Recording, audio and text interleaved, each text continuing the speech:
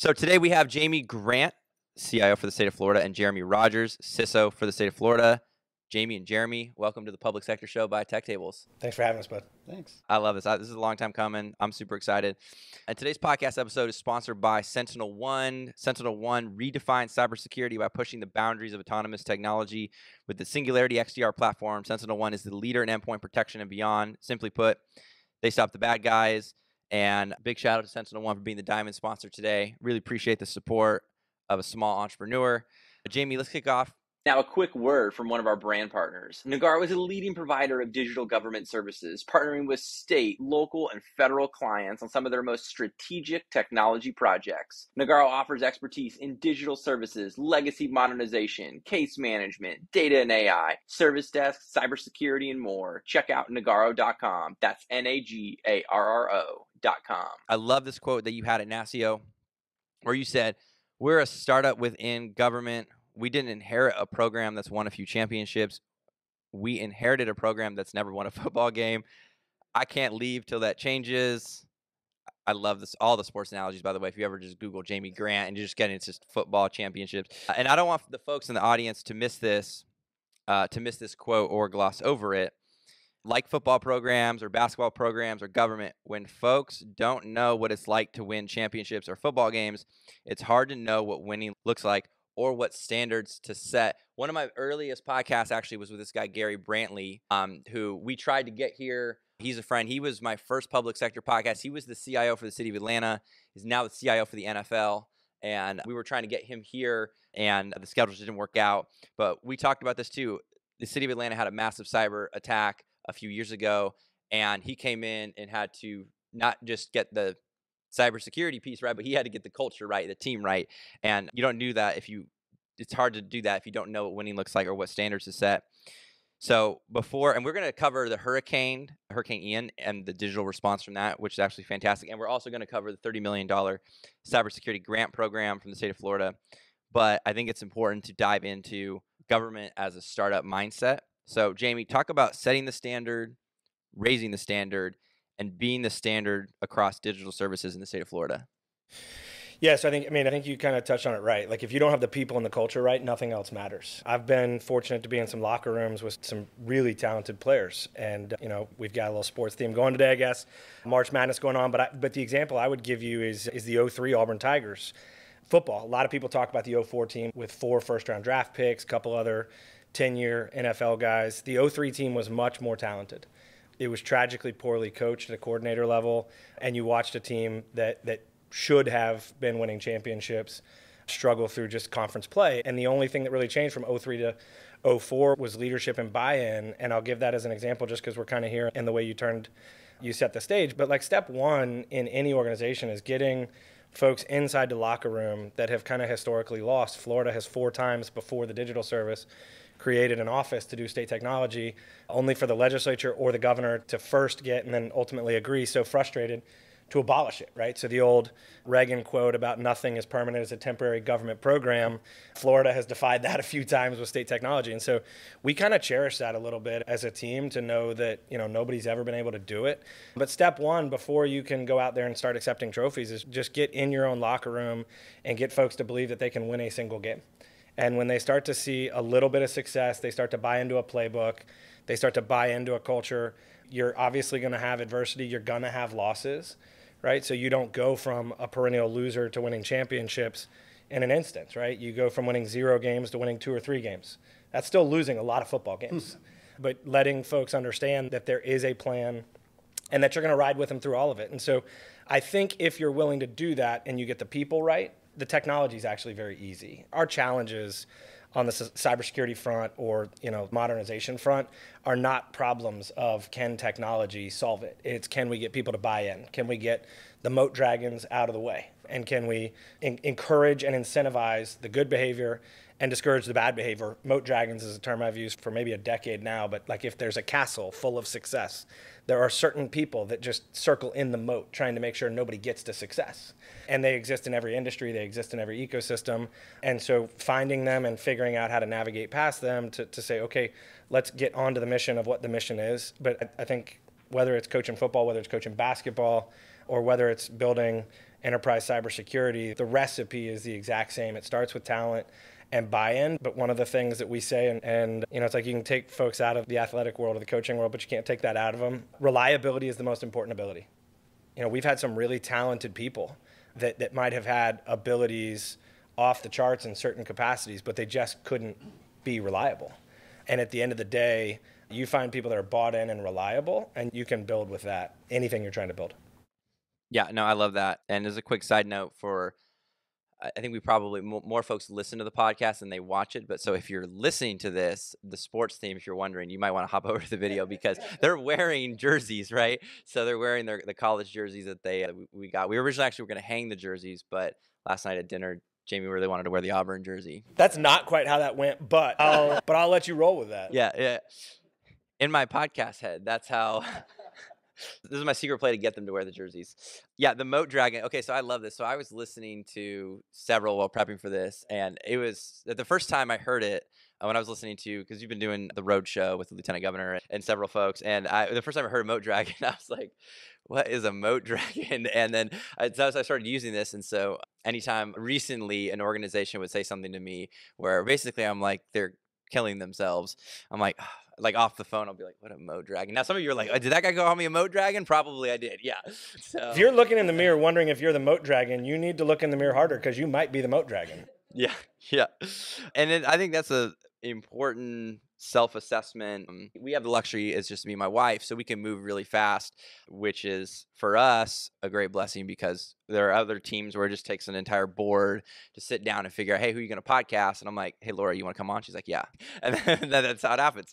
So yeah, so love the sports theme, love the Moat Dragon, love the last thing on the reliability I think is really great. You learn this with coaching, but you really play, at least at basketball, so for those of you not familiar with basketball, so 5 people start and play on the court at the same time, for those of you not sports fans. And reliability is huge because you actually, when the game is close, coaches only play those who they actually trust. And the kids really struggle, especially, so I was the head JV coach, and you get typically a lot of all the best incoming freshmen come to JV, and then those leave and go to varsity. And something that you kind of learn as a coach is like, who is the most consistent? And if someone shows up and puts up, we've had kids, coach, I put up 25 points this night. And I'm like, yeah, but the rest of the season you have 7 turnovers each game. You got to sit. And they're like, no, coach, why? But it's a learning lesson of like, hey, like we need to develop you. We need to get you better. We need you to you need to become more consistent. And those are the players you want on your team. And so, Jeremy, I want to transition to you. There was a great book. I actually found this book off of your LinkedIn. Bought it, and Jeremy's like, I don't even know if I read the questions. What is he talking about right now? So there's a leadership book from your friend and mentor and Navy shipmate, Sean Heritage, titled Connecting the Dots, Deliberate Observations and Leadership Musings About Everyday Life. In the book, I did read the book too. So in the book, it says dots signify 2 things. First, they represent milestones, large and small, happy and sad, we enjoy throughout the journey of life. They additionally symbolize disparate pieces of data that by themselves mean far less than they do in the aggregate. This forum is all about celebrating the lessons of life, enjoying the journey, and making sense of things along the way. Our quality of life and value we deliver have everything to do with our ability to deliberately connect the dots. I love the analogy of connecting the dots a lot. One of my favorite sections, or to use his word, musings, was it's the network, stupid. So if you remember that chapter, which is pretty funny. And the reason why I thought that was really funny for me is people ask me all the time, hey, why has TechTables grown the way it has? And I was like, I didn't say it's the network, stupid, but I'm like, it's the people, like it's the relationships, like it's nothing to do with me. And guess what? As a leader, it's nothing to do with you. It's your team that will drive the mission forward. And that's the most critical piece. But I was super curious for you, what was your favorite chapter, or what spoke to you about connecting the dots, and like, how are you taking that with your current role right now? Yeah, so Sean's a good shipmate and a good mentor of mine from the Navy side of the house. I came in and really just taught me a lot, and now he's doing some great work over at MITRE. I think one of the big takeaways on that, and Jamie touched on this as well, is and some of our previous conversations, and even this morning, is it's, if you don't get the people right, if you don't get the community right, if you don't get the players right and the mindset right, the technology actually doesn't matter to some extent. So when Jamie brought me on to run cybersecurity, a big part of making sure we're going in the right direction is building those relationships. So if you look at the state of Florida, we're a federated system of 30-something agencies, each have their own CIO and their named security leader. Sometimes that security leader may be technical, sometimes they may not be. Getting us rowing in the same direction, getting the network working together, getting us sharing information, sharing intelligence versus having 37 separate silos. So breaking down those barriers and just getting us in the same mindset, I think is a big lesson from that. And it's been exciting, right? It's not perfect. We're still building it, but just getting face to face, where if you don't know somebody's name and you don't have that relationship when times are easy, it's going to be really tough when you're maybe dealing with a security incident together, or when you have a strong disagreement on where technology should go. So building out that people network so you can work together and information can flow freely is really the first part of that. And I feel like, where we were a year ago in building that with the state is probably about where I think we're actually in better shape with the locals now. So as we're kind of partnering across the cities and the counties and stuff, we're looking to grow that network now. Yeah, and we've got later this morning, we're going to have Raimundo, for those who are watching, is in the audience, and Tamika come on from the city. And actually, I'm going to read, I don't even know if I told you, but I hope it's okay. There was an email you sent me about the hurricane relief and your insights and response that I'm going to read, and that I thought was super powerful from the city perspective, with the state coming in and a lot of the digital services. And so I texted that to you, but I don't know if you saw that. I didn't. Yeah, it's okay. I'll read it. That's what, yeah. I'm not big on prep or scripts. I don't know if y'all figured that out yet. I got you, Raimundo. Don't worry. Okay, so Jamie, our original live podcast tour stop was supposed to be in Tallahassee. Yeah. Which, from what I hear, I might have to come up to Tallahassee. Laura's like, yeah, can you come up to Tallahassee, please? So, however, due to Hurricane Ian in late September last year, we postponed the event so the state of Florida could serve its residents with its all hands on deck at the Emergency Operations Center. And Governor DeSantis set the tone for a successful emergency response. It was really a great case study on cutting government red tape to help Floridians when they needed it most. And Jamie, you're quoted as saying that the state's response to Hurricane Ian was the first response that we've ever had that's had a truly digital component. Can you talk about some of those digital success stories, from Starlink to missing persons to helping first responders avoid life-threatening situations through data sharing and more? Yeah, so I think one of the things that my granddad used to say, I never knew him, but he said to my dad, and it's the 6 Ps. We'll say 5 Ps for a public audience, but planning prevents poor performance, right? And so one of the things we've stressed to the agency community is have your binder ready to go, right? Like have what you need so that when a state of emergency shows up and all of the handcuffs of government go away and the speed limits of bureaucracy are removed, you can actually go. And so interestingly enough, we had asked for a CRM through the normal budgetary process of going to a staff analyst and saying, here's a budget request for a CRM. And they're like, why do you need a CRM? You have Outlook. And supposedly, that's a great CRM, by the way. Yeah, right? Like I showed up, and that was one of the major horror stories for me in a $100-something billion enterprise to find out that like the CRM was an email with either a deck, a spreadsheet or workbook, or a Word doc just circulated. And like that was how we did some level of business. And it was like, man, this is a bigger lift than I thought it was. And I thought it was a pretty big lift when I said yes. And so we had asked for a CRM, and the legislative analysts, the Moat Dragons, said, no, you don't need one. You have Outlook. We're like, all right, we'll make it work. And then Ian showed up, and we had our binder. And so for the first time in state history, we were able to establish a CRM to truly serve the enterprise. So we set the record, as we've been told, so somebody's going to have to prove us wrong. It's the only thing I asked for ServiceNow to confirm for us coming out of it. But we've been told we were the fastest ServiceNow instance stand up in the history of the company, public or private, which we took a lot of pride in. It also takes a team, like, whether it was Jeremy, Chandra, Adam Taylor, a number of folks in a war room going 20 hours a day for a while there. It's the only way you can get it done. But we stood up ServiceNow that first night. Big shout out to our partners at DEO, the Department of Economic Opportunity, because when we didn't have a CRM and had to engage, they were actually going to give us their instance, and we were trying to figure out like how we could, make that work for 24 hours and then go. But we stood up the ServiceNow instance. We immediately stood up missing.fl.gov, where people could report themselves as needing help, or family members could report people missing. We ingested what we didn't know existed of, I think, like 48,000 something households, deduplicated down to 20,660 households that had been offered a portal to say shelter in place. And when you think about digital service or government, like, you know, customers have a certain expectation when you give them the ability to fill out something. And if you're a Floridian in the impacted theater and you get a shelter in place survey, I think the most likely implication is tell us where you are so we can come get you. There were no plans to come get us. If you were those people, we had been very clearly saying, the administration, get out of harm's way, right?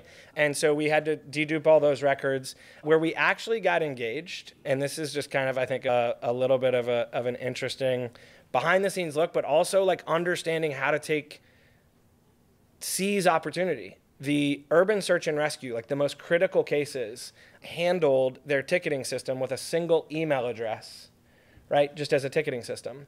Well, the storm took out most of the 911 infrastructure, and the Coast Guard could only route cases to one email address. So like, if I'm not a big movie guy, we joke with Secretary Linde at DMS, he's got a movie. I swear to God, he's seen every movie, because he like says something that's like this in that movie. I'm like, you're going to have to break that one down for me. Like that.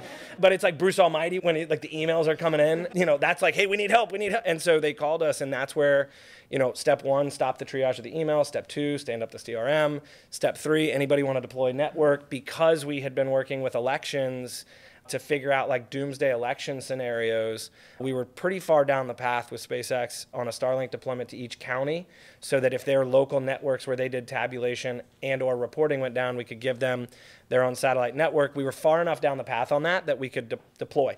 So that's way too many words to give you the conclusion of what we did, but the high level is we ingested 20,660 households of what I would say less than clean data. We used the Snowflake instance that we'd been using for data catalog stuff and kind of said, hey, put pause on that, come over here, and let's clean this up. Let's figure out how to get that back into the ServiceNow instance to start resolving claims or cases every way we could. So if somebody submitted on missing.fl.gov,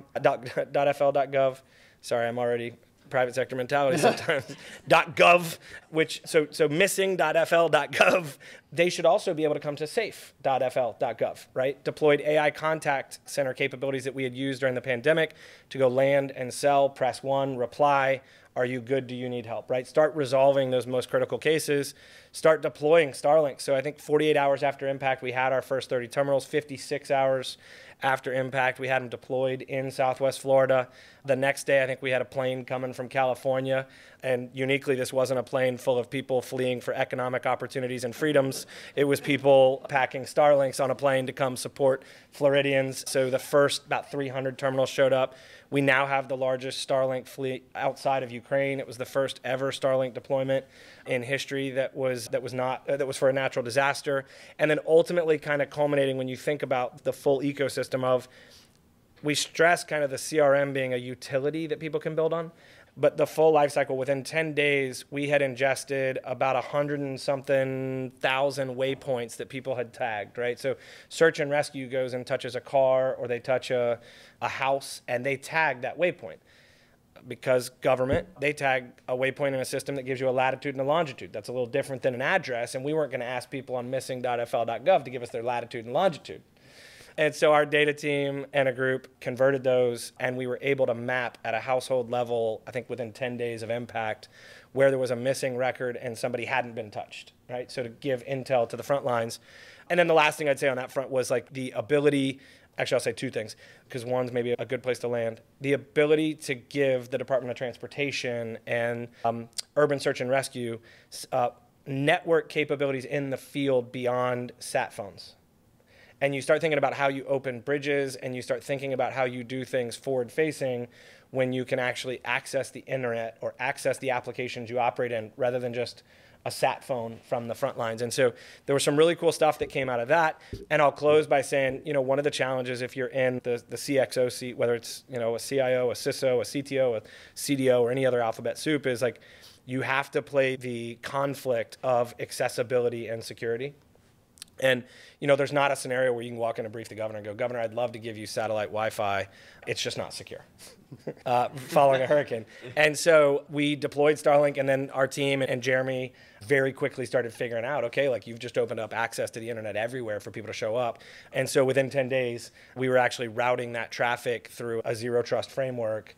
And so we were actually able to secure it, right, within 10 days. And then our network team, given some permissions to play around, has a Pelican box with an antenna, a cradle point, and a SIM that we can deploy now, because as they've quickly kind of learned, the new baseline is the expectation. So well done, but what are you going to do next? Yeah. And so we like to make some firsts at the Florida Digital Service.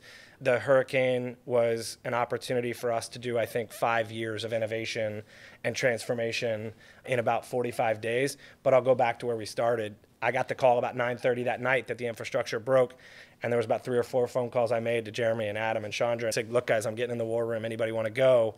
And we went 20 hours a day for, I don't know, a month or whatever it was. You don't have a lot of people inside government that are used to having to do the things to generate the revenue to keep the company alive. These folks didn't necessarily, that wasn't, the mission was the motivation. But if you don't have those people at the time of crisis, it doesn't matter what's in your binder. So I could design the response all day long in my sleep pretty easily. You can't design for having the right talent, bought in, willing to play together in that moment. So yeah, it's cool. We bought a bunch of stuff and did some really cool stuff.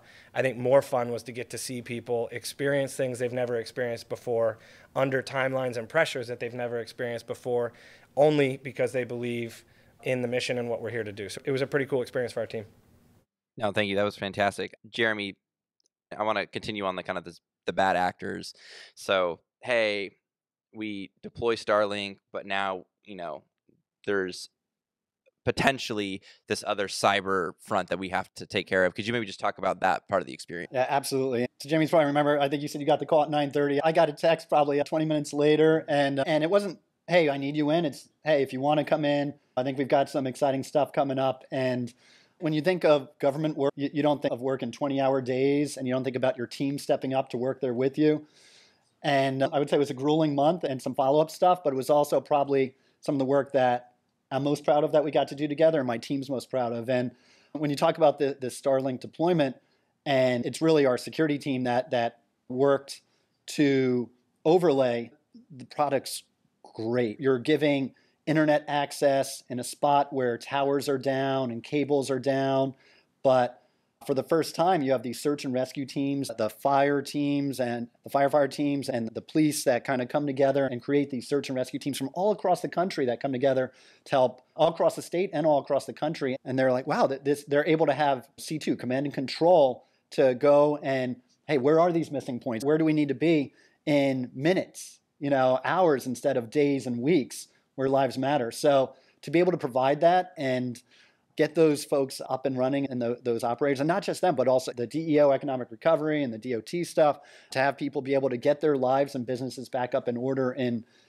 again, hours. And that's the expectation that Governor DeSantis put on us. So, saying no and not being able to deliver was not an option, to be enabled with that. And much like when Jamie asked me, like, hey, do you want to come in this? Absolutely. And it wasn't always fun, but it was exciting. And I remember it was Jason Burtok, Josh on my team. This was probably 10 hours later when I was talking to him, because we knew we're standing up the kind of the hired contractor team, but that takes a little bit longer than the folks that you have on your immediate team, going back to the people side of it. I remember Jamie was talking to me, I'm like, you want me to gather a team together? He's like, yeah, I think that's the only way we get this thing done. And when I was talking to Jason on my team, within a minute or two, he's like, you're asking me to go down to the emergency site, aren't you? And he had a glimmer in his eye and a little smile. So within less than a day, we have state employees just heading down there to set this up and do some cool stuff. But to bring it back to the SpaceX Starlink product, at the end of the day, it's to get internet out there. But how does the state put our security apparatus on top of that? How do we monitor where it's going, especially when it comes to state IT government? So we've got this really cool, innovative solution. And when you think government or state government, innovation probably isn't the first thing that a lot of people think about when you have state innovation. But when you look at what the Florida Digital Services done and our security team, they're now talking to us and saying, wow, this is awesome. We haven't seen someone kind of bring this box together with the security, the hardware and the software and the applications and the cloud security and kind of the great infrastructure environment in a way that we can monitor it, know what's going on, block what we need to. You know, a governor is looking to block some foreign activity and stuff. So how do you, Some? yeah. Lots. So how do you do that? How do you make sure you're blocking the foreign actors? And it needs to be tellable. So that's the solution that our governor and our CIO set. And we're doing some pretty cool stuff, I think, at the state. Yeah, if you listen to any of the interviews, a common theme that I've heard is like Governor DeSantis is like, hey, I expect excellence, which if you go to the TechTables.com website, you will know that's actually one of the things we value, right? So TechTables is all about creativity, excellence, and darn good conversations. And there's a reason why we actually value that. It's kind of a rare trait. Like, people don't demand excellence. Now, excellence isn't perfection. Don't get those two confused. But nothing's perfect. But you want to strive for excellence. And I think I really like that. And then being accountable. Hey, are you going to get these results? And I was going all the way back to when, I think it was when the governor was, it was like there was some article where it was like, you were just coming on as state CIO. And then maybe if you just 30,000 foot overview, just kind of that conversation of like, hey, he's charging you with becoming state CIO and like, you're getting ready to take that task on. Like, could you just maybe like talk about like kind of the mindset of like, hey, this failed 4 times before, and now I need you to go like execute. So the kind of the 30,000, the cliff notes, I was pissed as a legislator, right? Because it's an area I cared about, I practiced law for 1.5 years before I saw the suicide rates and was like, I'm out of here. And so spent my life and my livelihood in the tech space. And so I would get really frustrated. It kind of culminated, I think my boiling point, there's something called a claim bill, and it's a way for the legislature to sue itself, right? So sovereign immunity exists. If you're going to get hit by a truck, you want to get hit by a FedEx truck, not a DOT truck. FedEx doesn't have sovereign immunity, right? So some cases are so bad that government says, hey, we'll sue ourselves, we'll waive sovereign immunity to pay more money than the $300,000 cap or whatever it may be. And in a couple different situations, a foster child and a sexual predator had been put in the same household. And it happened because 2 different agencies controlled 2 different lists. One would control the list of foster parent applications or placements. The other would keep sex offenders. And in at least one situation that came before my committee, an API call that we could have written in a week would have said 123 Main Street, red flag, no chance. And a foster parent applicant had a clean record, but she had a live-in boyfriend that was a sex predator. And because we couldn't do a rudimentary API call as a state, the worst of the worst happened. And so I kind of hit my boiling point then. And so I started writing policies kind of like a chairman of a board pissed off, ready to kick a CEO out of the chair. And it was like, the state CIO will do this and this. And then the administration came to me and were like, we want you to take that job. I was like, I want to rewrite that job. And so candidly, Joe, like they first asked, and my first answer was hell no. And they said, why? And I said, because the job sucks and the pay sucks. Like you can fix one of the two, and I don't really care about the pay, but fix it, and then we can have a conversation. And there's still a long way to go to structure it for success for generations to come to deliver on what it should deliver on. But ultimately, I looked at it, and there was a little bit of two things at play. One, anybody who knows me well knows that if you dare me, you're going to get me to yes. And so I absolutely love being told it's not possible, it's never been done, and it can't be done. You know, I think some folks during the hurricane, if they were honest and I wasn't in the room, saw like sideline version of me a couple of times. And there were some people scared to walk in that war room because we were just focused on like, we got to get to tomorrow. And if you're bringing me something that doesn't get us to the next 4 hours, then get out. And you can come in here and so I think they saw a little side of me that probably my mom, Beverly, saint that she is, probably wouldn't be proud of at times. But I love being told it can't be done. You can call me a failure, but you'll never call me a quitter. And so I think that was part of it. And then 2 was the excitement. And Jeremy and I have talked about it in recruiting, like it's a blank canvas. There's no other place in the world that I can think of that's a $115 billion enterprise that's never built out enterprise data, enterprise governance, enterprise security. So it's kind of like being JP Morgan Chase or Target when you look at the Fortune 100. If we were there, and my life in some ways would be a lot easier if I was Jamie Dimon, but in some ways harder. But like literally imagine being Jamie Dimon and Chase never having done security across the ecosystem. You only get to do that once in your lifetime. And so really relishing that, and then ultimately knowing kind of a rally to our team is like, look, if we fail, we're just number 5. Like nobody else has been able to do it. So cherish the fact that everybody before you has failed. And that's not a knock. It's the encouragement of guys, like you know, one of the things we say everywhere I've been, it wouldn't surprise you, there's a Slack channel that's stuff Jamie says that they just overhear. Like, we're going to. I got to join that Slack channel. But what I would say to that, Joe, is the team hears all the time that you can make the same mistake every single day and we will eventually promote you to customer or to constituent. Like, if you just keep screwing up the same thing over and over, we're going to find you a better fit. You don't screw up anything, we're going to find you a better fit a lot faster, right? So everybody knows we have immunity on one mistake. Like, we have certain non-negotiable rules, like zero tolerance things. So you bring a cancer in the locker room, you'll be gone. That's a zero tolerance policy. You're a liar or a fraud, you'll be gone. That's a zero tolerance policy. You bust an assignment, that's all right. You got immunity. But I don't want to watch the same assignment on film over and over again. But if you're not going to make a bust, right, like the simplest way to do that is not get on the field. And I need you to get on the field. I need you to trust yourself. I need you to play fast. I need you to believe in the playbook that we've laid out, and mistakes will happen. But if you'll do that, you can start to transform it. And so ultimately, we've tried to instill that culture of the most government job ever. And I'll tell you, Joe, it's funny, man. There's times where people are like, wait. So I said to somebody one time, some equivalent of like, you are doing an amazing job. This is the way I remember it. Like, it was, you're doing an amazing job. You've earned the right to solve bigger problems, the opportunity to solve bigger problems. You're not entitled to that. And so we're going to move you here. And this person looked at me like confused puppy dog. And they're like, that's what government says right before they promote you to fire you. I'm like, what? Like, I just said, you're awesome. You're doing great work. Like, in what universe is that like how we move you to fire you? So like understanding the language that's a foreign language to private sector mentalities has been interesting. But I think we've built a team of people buying into the tour service to go, hey, let's break stuff and go fast, and know that they have somebody that ultimately, and I think if you really sum up leadership, Joe, and you and I could jam out all day long about failures, things we didn't see coming and that kind of thing, but we win, I lose. And if you have that mentality as a coach, I think you get people to start understanding we don't want to hear I in our locker room. We can accept a trophy. I get fired. That's acceptable.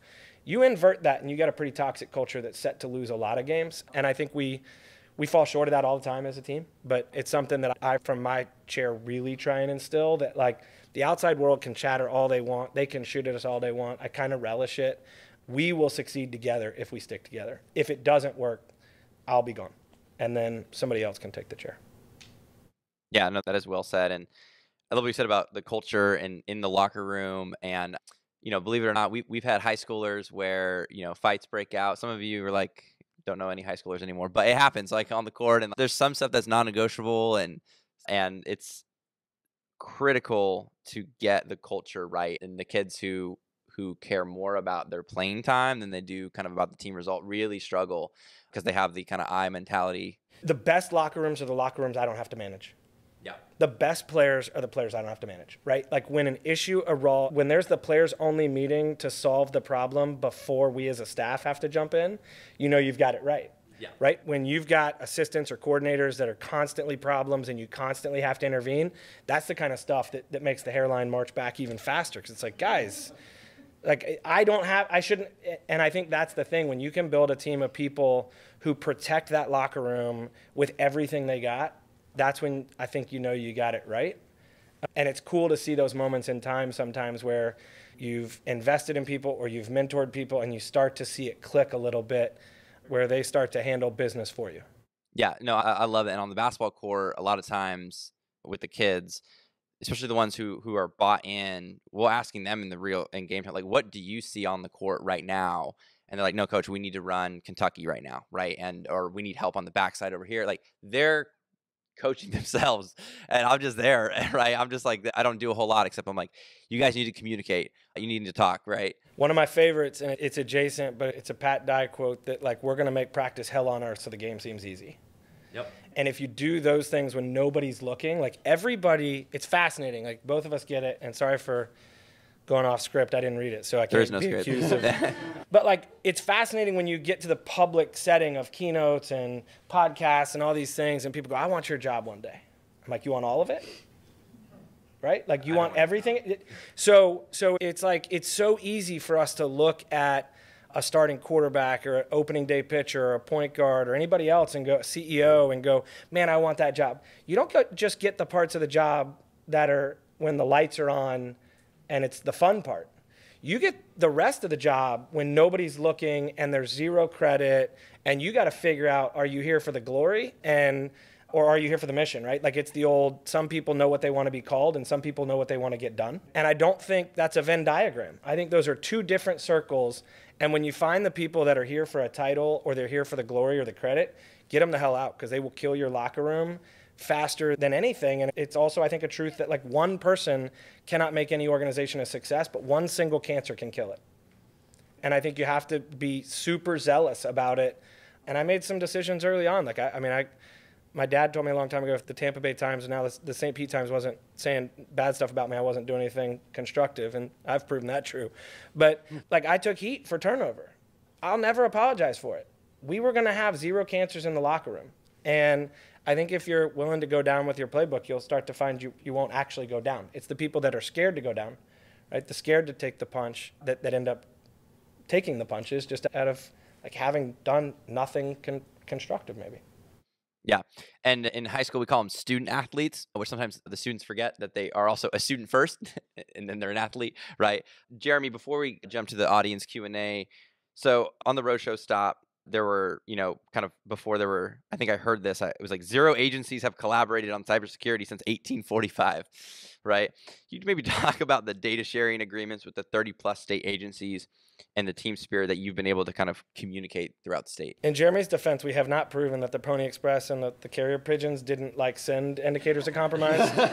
That one just came out ad lib. I was like, well, we didn't have computers back then, but that's when we came to state. Yeah. So, Joe, it's been really exciting. So I've been at the digital service for a little bit more than a year. And when I got there, no agencies had shared security information before. It was on the path, right? But Jamie brought me in to really build this kind of security, mesh architecture, intelligence sharing, threat sharing. And at the end of the day, the governor and the legislature doesn't want to go to 30-something odd agencies and say, hey, are we safe? Are we safe? Are we safe? Are we safe? The bad guys don't care which agency they're in. They honestly don't even care if they're at state government or local government. They want to do damage. They want to make money. They want to make a name for themselves. But we're in a spot where we couldn't, you could get one agency could get pwned. They could have an issue. They could have a security incident. And you could take that, more than likely, you could take that very same exploit that was done and go to the next agency and hit them 4 hours later. And you could go to the next agency and hit them 10 hours later. So we're really looking to build up, and we've started building this ecosystem where, okay, we have monitoring and intelligence sharing and security sharing and a security posture across the entire enterprise. So for the first time, you've taken, and Jamie hit on this, imagine coming to a $100+ billion organization and all of the silos are not tied to each other. Some of them are doing pretty good jobs, honestly, in their own silo. Some of them aren't. Some of them are underfunded. We have the haves and the have-nots where, you have some agencies where just cybersecurity wasn't a focus. So it was a golden opportunity to kind of build it from the ground up and create a centralized view of what the cybersecurity posture was and start kind of going at this as a team. You can't have 37 different CIOs rowing in 37 different directions and given 37 different reports in 37 different ways on what their security posture are and then fixing it in 37 different ways. Like our adversaries work at asymmetrical speeds that if we're not all working together, we just can't address that. And I don't want to give the impression that we've got it all figured out and that we still, I think our posture has been,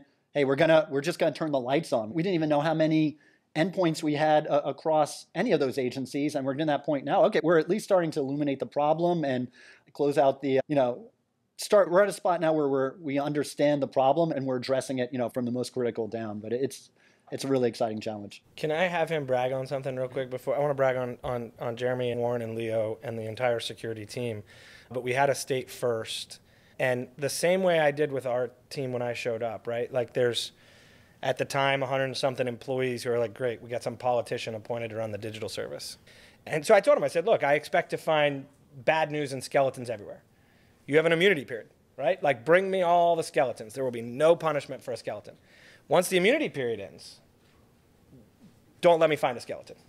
Take advantage of like it. Yeah. That's a zero tolerance policy. I find you hide a skeleton, that's being a cancer in the locker room, right? That's putting self-preservation above the team. And so we started with us, and we've done the same thing with the agencies, right? To say, like, guys, we're going to turn the lights on, we're going to give you opportunities, you got to lean in.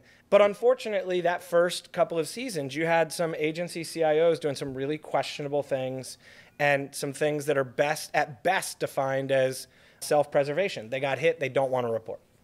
They got hit, their strategy is say nothing, hope nobody finds out, hope my secretary who doesn't know what endpoint detection and response is, or hope my executive director who has no idea what capabilities are out there, hide information from the CEO of the organization, and hope I never get caught, right? So we had a couple choices. We could come in with the heavy hand and say, hey, the governor's done that. Same agency CIOs, by the way, in some situations. And it's like any bell curve. You have those that are leaning in, leading the way, and fantastic. But you find this in this space, when we come back to it's about people, the same agency CIO who says, I'm not going to agree to participate in cybersecurity until there's a data sharing agreement, has domain trust with like 15 agencies and admin accounts with no passwords. And it's like, you're worried about a contract on the front end, not worried about the sieve on the back end, right? And so, again, like coming back to the immunity to go, hey guys, like let's lean in, let's lean in. Super proud of the entire ecosystem, because I think we had a first in state history a few months ago, and Jeremy and Warren and Leo had the team from the undefined agency for public purposes, obviously. But talk a little bit about the first time in state history that a cybersecurity operations center, without receiving IOCs from MSISAC or any other ISAC, without receiving IOCs from the FBI or through FDLE, but 100% a CIO showing up or a security team showing up, and instead of trying to hide the skeleton, coming in saying, hey, I got hit, and I got hit hard. Fortunately, we're a sophisticated agency and we could respond a little bit, but if I got hit hard, I wonder if anybody else is dealing with this.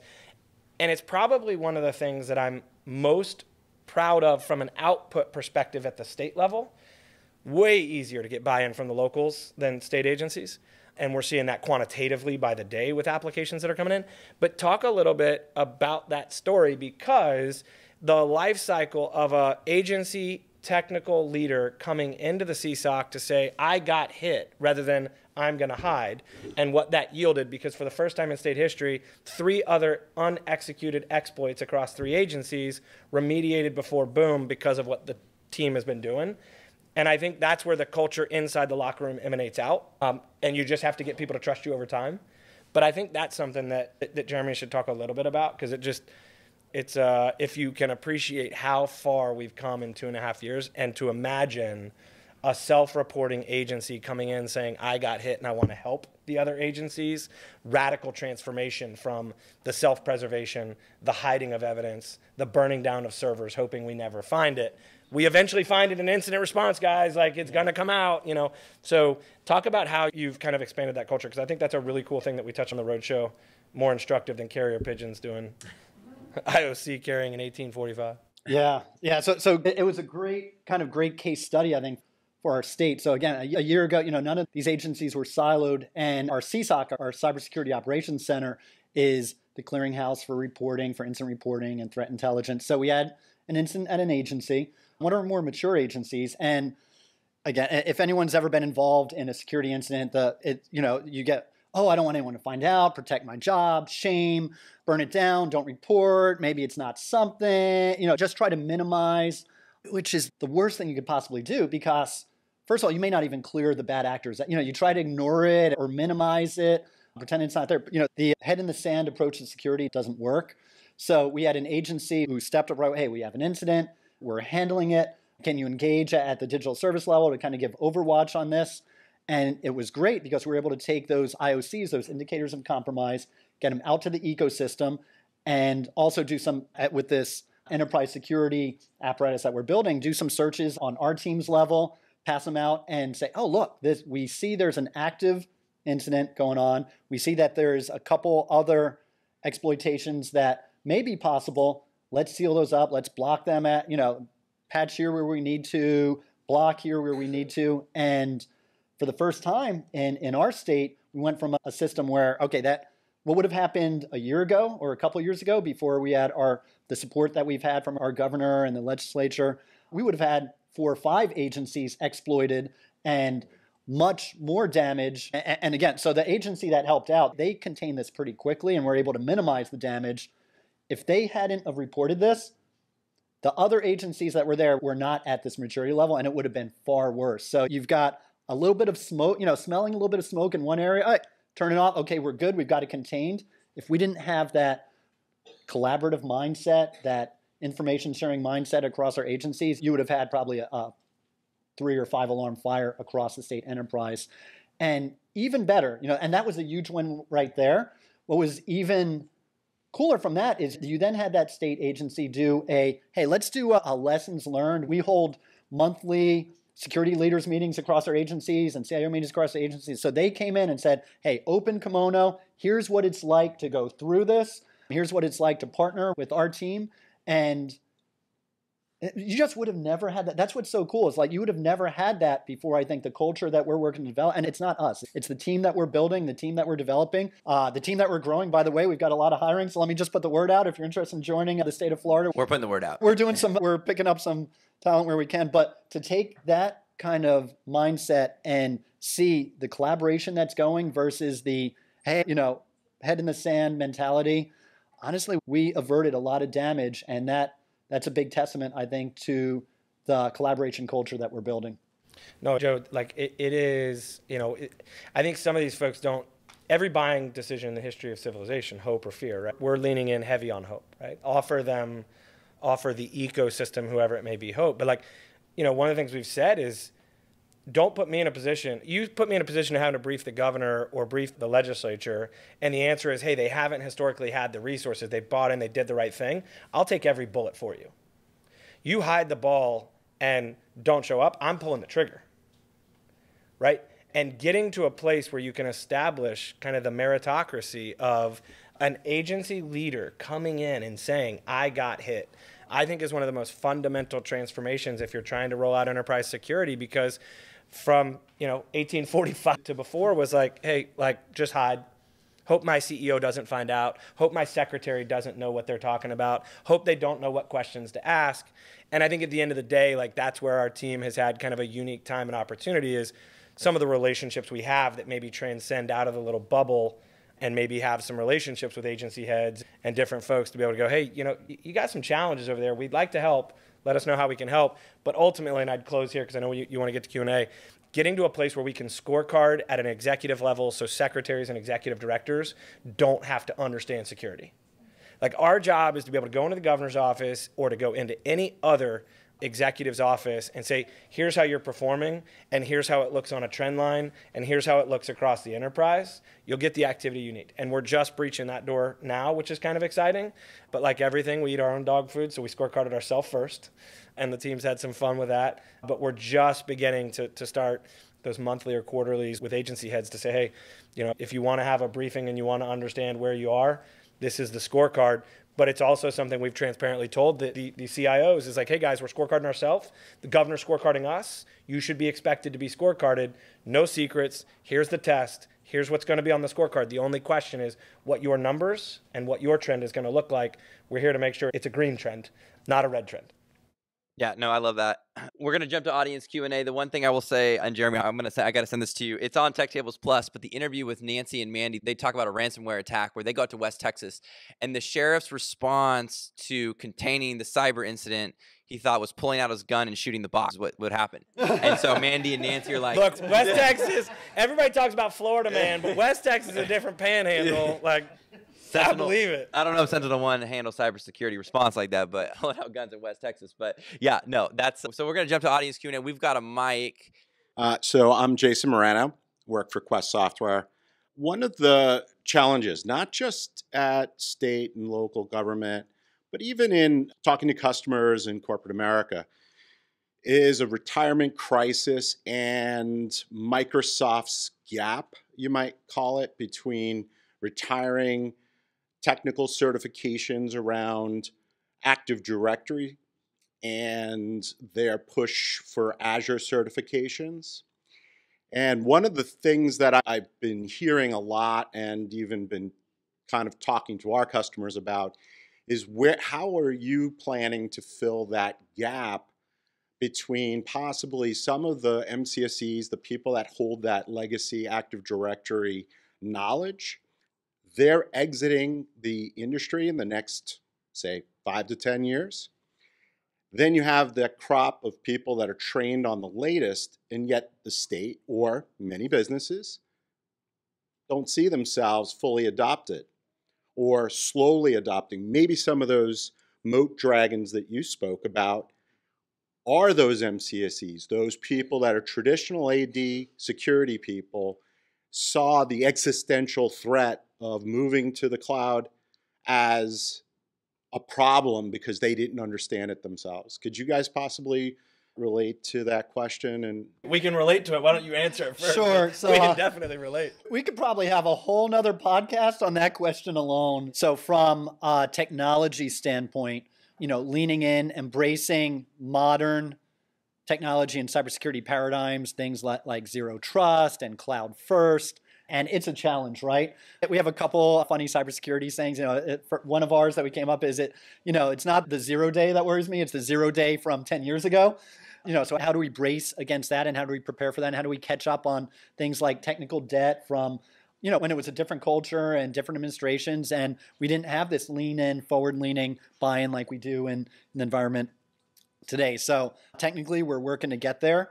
From the people side of that, it takes deliberate work. And you touched on several of the concerns. So, succession planning and building a pipeline of talent from folks who are coming out of school or maybe haven't gone to the traditional, 4-year route or cert route. So training the folks you have now and making sure that they're staying current, and also going after the future of the workforce. And that's something we're looking at very heavily with fellowships. It takes deliberate work, and it's hard to do overnight. I would say the state's workforce is more like a aircraft carrier than a fast attack boat. So you can't take everyone from technology 25 years ago to where it's going tomorrow. And that's why we spend a lot of time on it. And I'm probably still on all the good talking points because my boss let me say go first. But we've got a collaboration lab, a collab, where we bring in industry partners to bring in the latest technologies. And we're focusing very heavily on training across the board. So whether it's traditional training, on-the-job training, partnering, we're doing everything we can on it. Yeah, I think Jeremy gave a really good answer. I wanted him to go first for a couple reasons. You've heard too much of my voice already. But a few things I'd say, and you'll pick up on a philosophy pretty quickly, but free enterprise, truly free enterprise, markets for all of civilization are undefeated. I don't mean manipulated, and I mean markets. And they're undefeated because incentive structures are undefeated, right? So if we extrapolate back and we say, why am I getting this behavior?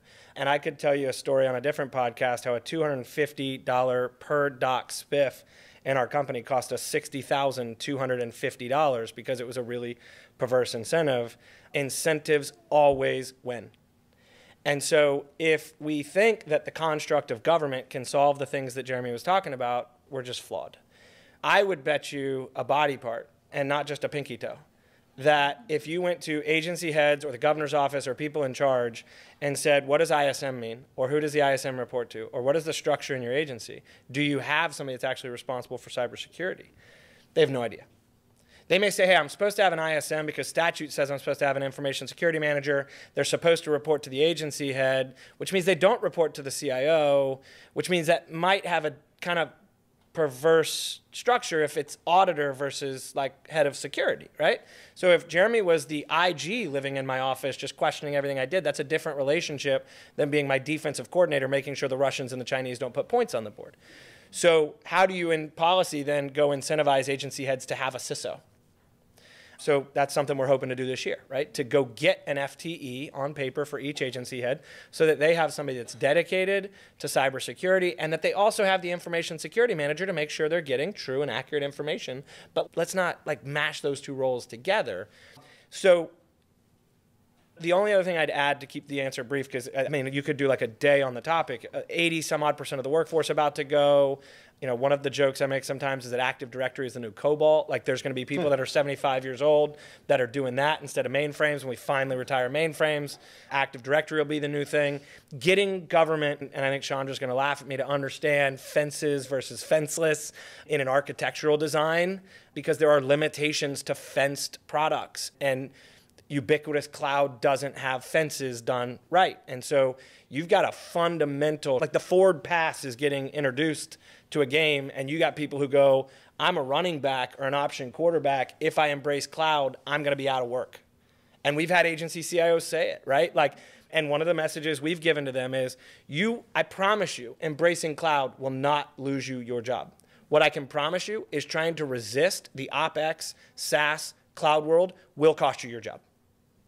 So we're here to help you train. We're here to help you upskill. But if you think that you can maintain an offense that doesn't throw the ball forward down the field, and you're going to maintain on the field or coaching that game, it's a matter of time before you figure that out. And so we try really hard with our team to get them to understand that there's a massive difference, a fundamental difference between being unfireable and invaluable.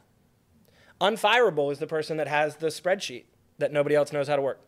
Unfireable is the person who can operate a mainframe that shouldn't still be in existence and isn't doing anything to migrate off of it or trying to. Unfireable are the people who say, stay out of my office because I can't teach anybody how to do this. If I teach you how to do this, I'm less valuable.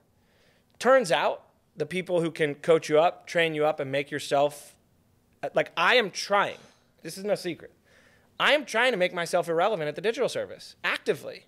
Like I tell the team all the time, I should be allowed to die in a plane crash and nobody care but my family. The place should be just fine. Chandra would care. But friends, right? But like, I mean, and I've given the example, like our board wouldn't let myself and our 2 co-founders on the same flight. We had to mature as a company to where it was okay for the 3 of us to be on the same plane, and if that plane went down, everything would be okay, relatively speaking. And I think there's just this mindset in government that like, it's just a fundamentally different place, and you can't really make it the private sector. And I think that's been one of the biggest revelations and evolutions for me, is that when I came in, I said something so stupid, and this room will get it. This is one of the dumbest things I said in my tenure. And it was born out of a situation where our former VP of sales is at a company that does a lot of business with the state. And I was getting a point. I said, hey, Nalia, if I can be helpful, if I can introduce you to folks, let me know. He said, well, I'm on the commercial side, not the sled side. And I was like, what's a sled? And he starts explaining it. And I go, yeah, that's fine. But like, you know, if it helps you, tell your sled guy, give me a call. He's like, nope, can't do that. And he finally gets down to telling me he'll get in trouble at the company if they cross the Rubicon. That is sled versus commercial. And so I set out like an idiot on this one. And I said, we're going to change the way that government does business so much so that your commercial team and your sled team don't have to be different. I have now realized how asinine that is, because being dropped into government is like, and I'm not Ethiopian or Ugandan or Ecuadorian, but like dropped into, you know, any one of the great partners that Lauren works with and dropped into their world without the understanding of how the currency works and what the culture is and what gets you arrested versus what lets you survive. And like you have to do business in that ecosystem. And so educating people and being willing to say, here's our like secret sauce. It's not a secret, right? Just focus on the user, know who your customer is, and make them have a delightful experience over and over again. Works no matter what any of you do. And I think just understanding that government is so foreign that there are some things in it, because government doesn't have to retire quota. Government doesn't have to worry about RIFs. Government doesn't have to worry about earnings and quarterlies and all these different things. Government has to worry about, if you really boil it down to the employee, don't get fired. And historically, don't get fired means take no risk. Yeah. And if you take no risk, you do nothing.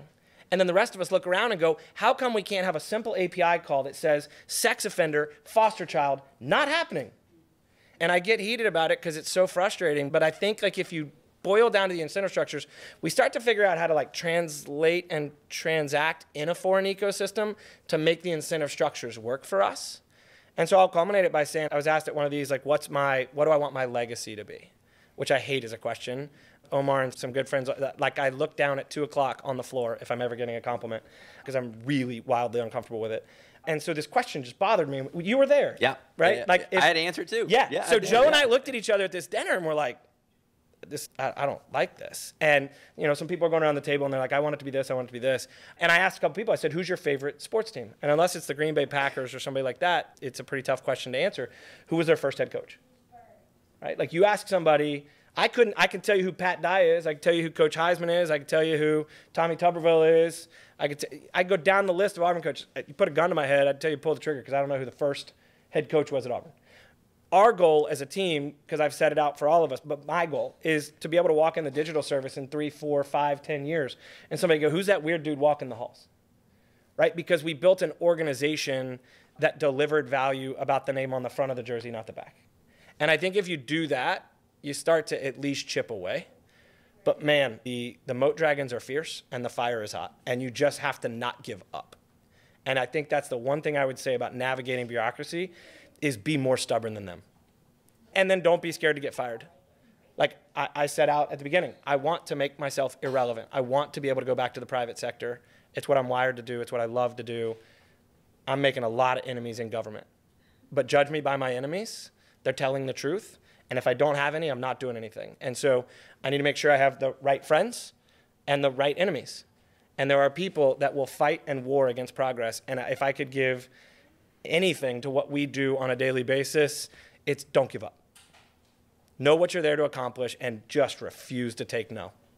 And if you do that over and over again, you start to look back and go, man, we've actually, we got the yes whether they wanted us to or not. And that's the biggest thing I would say is just be frickin' stubborn, man. Yeah, no, I love that. I think 4 months into the public sector, I didn't know what SLED was. People kept using, they're like, SLED, this is our SLED team. Like, then they break up SL and ED, and I'm like, which half of the SLED are you on? Because there's an ED component, and there's a it's fed in there or not. Yeah, it varies, right? Yeah, this is real talk. I was at NASTD, and this is literally what happened to me. I was sitting at a table with some folks from Texas, and they were telling me like SLED, ED, federal, and then they asked me, what territory are you in? And like, I don't want to be mean. I don't have a territory. Like, I'm an entrepreneur. Like, it's so funny to me because I'm like, this isn't like a transaction. And then, yeah, the whole thing about being stubborn, we had to be pretty stubborn. We had a lot of people tell us, we're going to throw these live podcast events. That's a dumb idea. Well, why? They're like, well, no one's done it. Well, we should do it. And they're like, no. So, and we don't give up. Yeah, we don't give up. We love it. Let's take one more question only because Jamie's going to come back on with Morgan Wright. We've already been going 70 minutes now. So let's just, if there's one more, we'll take it. Andrea wants to take it. Yep. Andrea Sherwood in cybersecurity at NBC Universal, but came from 15 years at Lockheed Martin. So just thinking it was really surprising to me to hear, the innovation and how really from a regulatory compliance, it could be very stifling from that perspective, just because people might focus too much on that. So I'm just kind of curious how that's kind of kept you all motivated and going. Just thinking from, my days at Lockheed, but just love the culture there where it was, yep, we've got to go check these boxes, but we've got to look at the threat and we've got to understand really what we're focused on and what we need to do to protect. So just kind of would love to hear how you balance that. To kind of build on what we were just talking about, Jamie comes, founder mentality, startup background. I come from the commercial side on big tech-ish, I would say, and some startup organizations inside of that big tech environment. And if you kind of go back to the previous question, I think there's a lot of overlap. If you look at unfireable versus invaluable, I feel like my job at the end of the day is to take technical risk, cybersecurity risk, business risk off the table. And nothing is more risky than that unfireable person. That is the biggest risk of everything. So getting that innovative mindset and bringing in, and this is the case, and it's not just a government problem, right? I mean, you see this in the commercial realm, in the education realm, at the local government, state government, federal government. You have plenty of folks. It may be a little worse in the government section of this unfireable mentality, but transitioning, I think, that mindset into okay, how do you become invaluable? Nothing is more invaluable than someone who is looking to push the limits and take a little bit of risk in addressing problems versus I don't want to take any risks. So that's the biggest thing is, hey, take risks, calculated risk where it makes sense technically, and avoid that. I've known this. I don't want to see the 20 to 30-year-old technology and process change because I'm the only one who knows that. That is honestly the biggest risk in our world. So just pushing past that mindset, pushing through that mindset, and getting as many people as you can in the boat with you to embrace innovation is the only way to go about it. So this is another one that I think you could do a day on, right? Because one of the things, going back to your first question, Joe, about like a startup from within government, I'm not all that bright. I just plagiarize what works, right? So, and pay attention to what didn't, more importantly. The best leaders to learn from are the worst leaders I've worked with.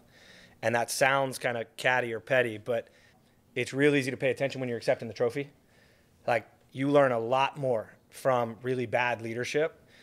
And so there's a few things I would say. One, when I was thinking about kind of the startup from within government early on, I kind of put it on a matrix. And it's like, the bureaucracy of either government or big corporation, because there are some absolute parallels, right? And then resources, right? So if you have a little XY axis of size of bureaucracy and resources, the bigger the bureaucracy, typically the more resources you have, right? So big business, big rules and regulations, but also big resources.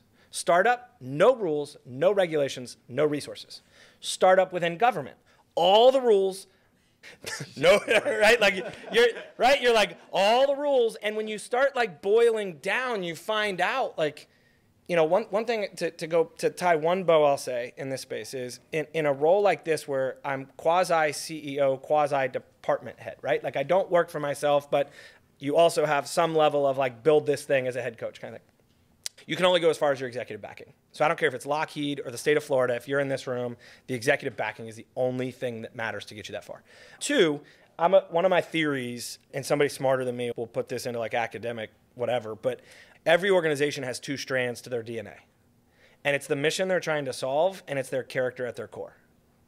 And you have a certain period of time to set that culture when you're starting a company or when you're taking over something.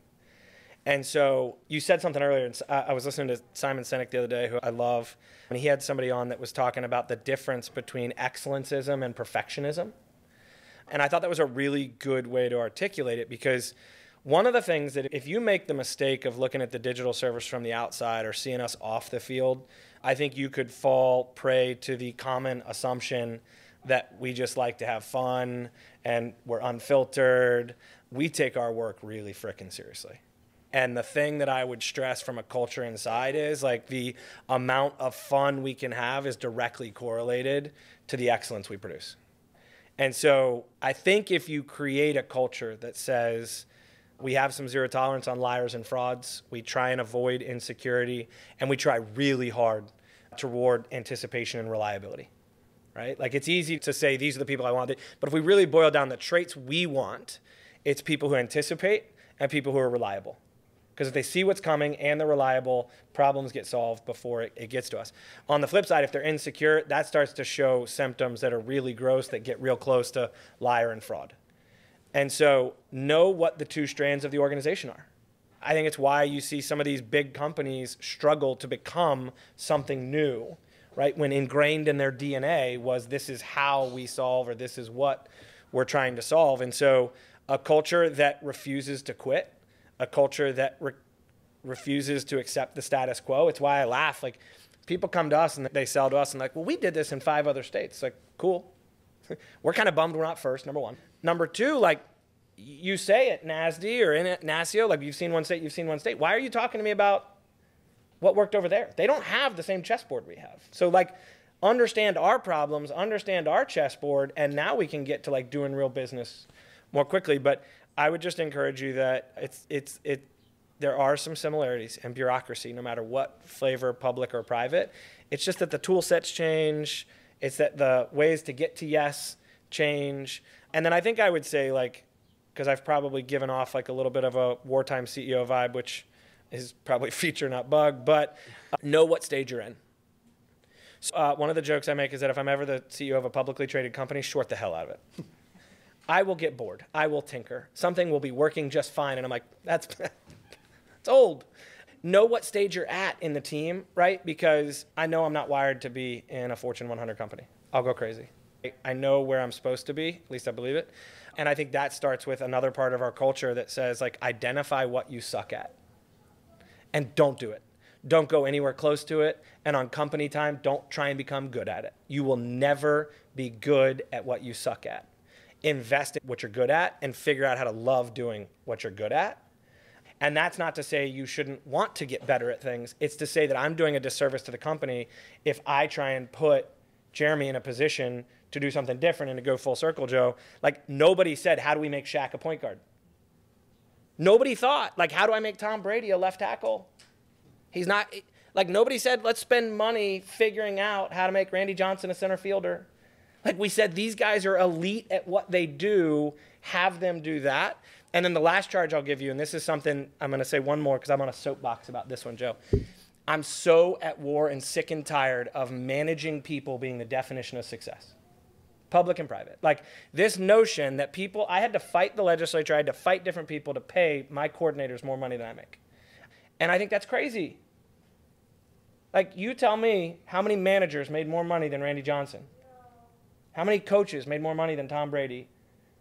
How many, coaches made more money than Shaq? They don't. We invest in players. And government just fundamentally screws this up over and over, that says if you want more money and a better retirement and a thing, you have to be more senior to somebody that does the work, which means you have to make more money because it's a problem if you don't make the work. Guess what? There's a few people on my org chart that make a lot more money than me. And my choice was, I can either pay them more money and get the talent I need, or I can have like the lightning rod story of trying to get my money's later. Like, we win, everybody will do just fine. We're not martyrs here. We're on a mission. We'll be fine later.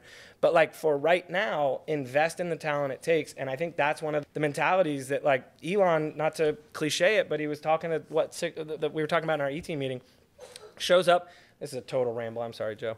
But he shows up in an engineering meeting, and he says, how many of you have pushed code in what? Like, it was some, like, extreme number of months. Yeah. Like, literally, engineers at Twitter. Yeah, it was like it was 6 months or something. How many of, purely an audience of engineers, hundreds of engineers at Twitter, how many of you have pushed code to production in the last 6 months? And like 2 hands goes up. So what had happened was this toxic culture of incentivizing management meant that the best engineers were managing engineers who were managing engineers who were managing engineers who were managing kids right out of Stanford who were actually writing Twitter. Nuts. But somehow we think that, like, the people who are on the field making the actual product should make less than the manager. I'm replaceable easily. Who's not replaceable is the person who's making product happen. And I think, like, that's something that y'all in the private sector are a little bit ahead of us, but it's a curse there too. And I think, to quote a guy that I'm a big fan of, David Sachs, like, the surplus elites are getting rooted out left and right. You look at these riffs, it's not product. You look at the riffs, it's the VP of something that nobody can point to and say they made the product better, they invested in this, they innovated that. It's we're here to manage. And that's the courage I would give to the managers, is like, own the space of like being a positive addition to product. And you're not there, but at a corporate or board level, like, invest in the people who are making product happen, because there's a whole lot of surplus elite running around. And we as leaders just have to be willing to say, like, hey, I'm okay with you getting the credit or the money. That's fine. We win, I lose. Yeah, and that was fantastic. And with that, we're going to wrap up this session. A big shout out to Jeremy and Jamie for coming on, and thank you for coming on the podcast. Dude, thanks for having us. Happy game day. That's right. And then you guys are going to sign this ball too. Yeah.